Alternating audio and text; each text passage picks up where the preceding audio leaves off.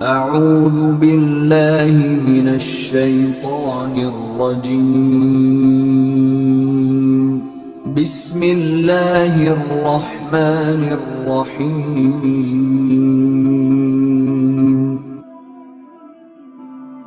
حضور علیہ السلام کی حدیث پاک حضرت کعب رضی اللہ تعالیٰ عنہ، یہ حدیث پاک فکر انگیز ہے، بندے کو فکر میں مبتلا کرتی ہے۔ آقا کریم علیہ السلام نے صحابہ کرام علیہ رضوان کو فرمایا کہ اے میرے صحابہ قریب ہو جاؤ۔ صحابہ کرام قریب ہو گیا، حضور تشریف لا رہے ہیں، حضور تشریف لائے، فرمایا قریب ہو گیا۔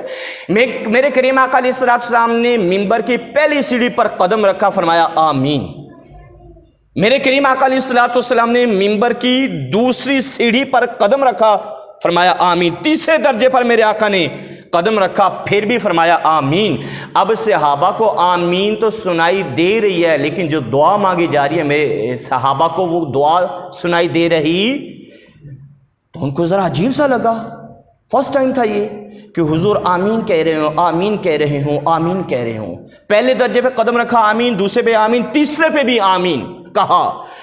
آقا کریم علیہ السلام جب فارغ ہوئے، حضور علیہ السلام صحابہ کرام علیہم رضوان، تو صحابہ کرام نے عرض کی یا رسول اللہ صلی اللہ علیہ وسلم، آج ہم نے وہ بات سنی جو پہلے نہیں سنی۔ حضور آپ نے پہلے درجے پر ممبر کے قدم رکھا، فرمایا آمین، دوسرے پر قدم رکھا، فرمایا آمین، تیسرے پر قدم رکھا، فرمایا آمین۔ یا رسول اللہ ماجرا کیا ہے؟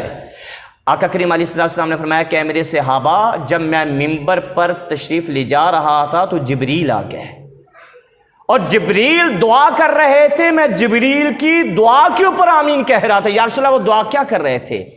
میرے آقا علیہ السلام نے فرمایا کہ وہ دعا یہ کر رہے تھے کہ اس شخص کی ناک خاک آلود ہو، وہ تباہ ہو جائے، ذلیل ہو جائے، کہ جس کو رمضان ملا اور وہ بخشش نہ کروا سکا اپنی، جس کو رمضان ملا وہ اپنی بخشش نہ کروا سکا۔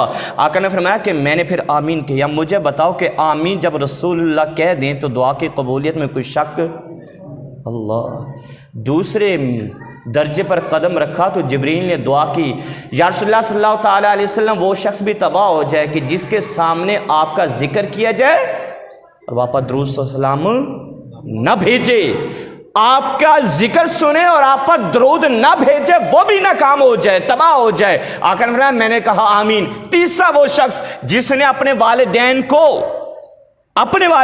بڑھاپے کے اندر پایا، دونوں کو یا ایک کو، ان کی خدمت کر کے جنت میں نہ جا سکا، میں وہ بھی ناکام ہو جائے، تباہ ہو جائے، ذلیل ہو جائے، میں نے کہا آمین۔ تو یہ حضور کی دعا ہے۔ تین دعائیں ہو گئی کہ والدین کا نافرمان، یعنی ان کا خدمت گزار نہیں ہے، اور پھر فرمایا کہ جو مجھ پر درود نہیں پڑتا میرا ذکر سن کے، اور تیسرا وہ شخص جو رمضان پائے اور رمضان کے اندر روزہ نہ رکھے۔